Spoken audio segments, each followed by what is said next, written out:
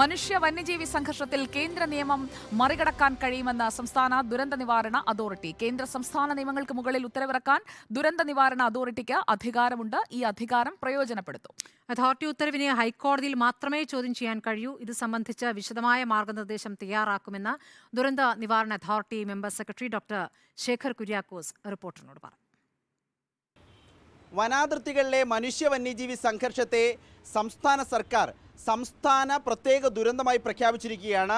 ഇങ്ങനെ പ്രഖ്യാപിച്ചതോടെ വന്യജീവി സംഘർഷങ്ങളിൽ സംസ്ഥാന ദുരന്ത നിവാരണ അതോറിറ്റിക്ക് ഇടപെടാനുള്ള വിശാലമായൊരു സ്പേസ് ലഭിക്കുന്നു എന്നൊരു പ്രത്യേകതയാണ് ഇതിലുള്ളത്. സംസ്ഥാന ദുരന്ത നിവാരണ അതോറിറ്റിയുടെ member secretary doctor Sekhar L Kuriakose റിപ്പോർട്ടിനോടൊപ്പം ചേരുന്നുണ്ട്. വളരെ വിശാലമായ ഒരു അധികാരത്തിലേക്ക് ഈ വന്യജീവി സംഘർഷങ്ങളുടെ പ്രശ്നങ്ങളെ കൈകാര്യം ചെയ്യാൻ സർക്കാർ പോവുകയാണ്. സംസ്ഥാന ദുരന്ത നിവാരണ അതോറിറ്റിയെ കൂടി ഉൾപ്പെടുത്തുമ്പോൾ എന്തൊക്കെ അധികാരങ്ങൾ, സവിശേഷ അധികാരങ്ങൾ ഈ വിഷയത്തിലുണ്ടാകും? ഈ നിയമം നമ്മൾ ഇപ്പോൾ ഇത്രയും കാലം മനുഷ്യനെ സംരക്ഷിക്കുന്നതിന് വേണ്ടിയിട്ടാണ് ഉപയോഗിച്ചിരുന്നത്.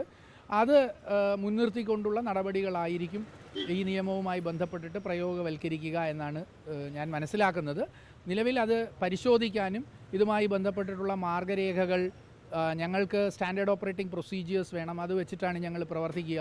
അപ്പോൾ ആ SOPകൾ ഇതൊക്കെ അംഗീകരിക്കേണ്ടുന്ന അത് പരിശോധിക്കുന്നതിനുള്ള സമിതി ഇപ്പോൾ തന്നെ ബഹുമാനപ്പെട്ട ചീഫ് സെക്രട്ടറിയുടെ അധ്യക്ഷതയിൽ രൂപീകരിച്ചിട്ടുണ്ട്. അപ്പോൾ ഈ സമിതി പരിശോധിച്ച് തീരുമാനിക്കുന്ന മാർഗരേഖകൾക്കും SOPകൾക്കും അടിസ്ഥാനത്തിലായിരിക്കും പ്രവർത്തിക്കുക. സംസ്ഥാന ദുരന്ത നിവാരണ അതോറിറ്റിയെ സംബന്ധിച്ചിടത്തോളം എല്ലാ നിയമങ്ങൾക്കും മുകളിൽ ഇടപെടാനുള്ള, ഉത്തരവിറക്കാനുള്ള ഒരു സവിശേഷാധികാരമുണ്ടല്ലോ, അത് കൂടുതൽ ഈ വിഷയത്തിൽ പ്രയോജനപ്പെടില്ലേ?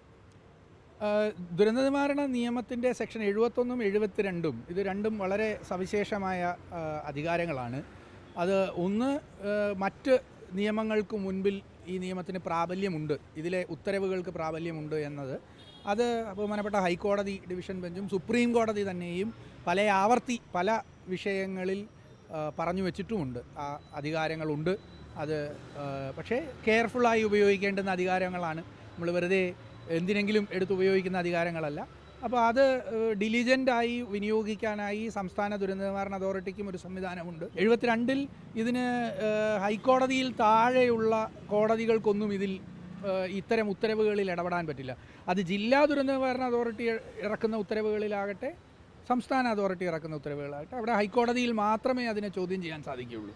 അപ്പോൾ ഇത്തരം സവിശേഷ അധികാരങ്ങൾ ഈ ദുരന്ത നിവാരണ നിയമത്തിനുണ്ട്. അതിലേതളവിൽ ഈ ഒരു ദുരന്തം ആയി നമ്മളിപ്പോൾ കാണുന്ന മനുഷ്യ മൃഗ സംഘർഷത്തിൽ വിനിയോഗിക്കുമെന്നുള്ളതാണ് ഇനി വ്യക്തമായി ഈ മാർഗരേഖകളിലൂടെ വരേണ്ടത്. അത് വ്യക്തമാണ്. കാരണം സംസ്ഥാന ദുരന്ത നിവാരണ അതോറിറ്റി ഇതിനോടകം തന്നെ മഴ പെയ്താൽ, കൂടുതൽ മഴയുണ്ടായാൽ എന്തൊക്കെ ചെയ്യണം, എത്ര മഴ പെയ്താൽ എന്തൊക്കെ വേണം എന്നത് സംബന്ധിച്ച് കൃത്യമായൊരു ഓറഞ്ച് ബുക്ക് തയ്യാറാക്കിയിട്ടുണ്ട്. ഇതിന് സമാനമായി ഒരു മാർഗ്ഗനിർദ്ദേശം, ഒരു ഗൈഡ് ലൈൻ, SOP ഒക്കെ തയ്യാറാക്കും വഴിയെ ഉടനെ തന്നെ തയ്യാറാക്കും. അങ്ങനെ തയ്യാറാക്കി കഴിഞ്ഞാൽ വെടിവെക്കേണ്ടി വരുമോ, വെടിവെക്കാനാകുമോ എന്നതൊക്കെ ഉള്ള കാര്യം അപ്പോഴായിരിക്കും വ്യക്തമാകുക എന്നാണ് സംസ്ഥാന ദുരന്ത നിവാരണ അതോറിറ്റിയുടെ മെമ്പർ സെക്രട്ടറി ശേഖർ കുര്യാക്കോസ് പറയുന്നത്.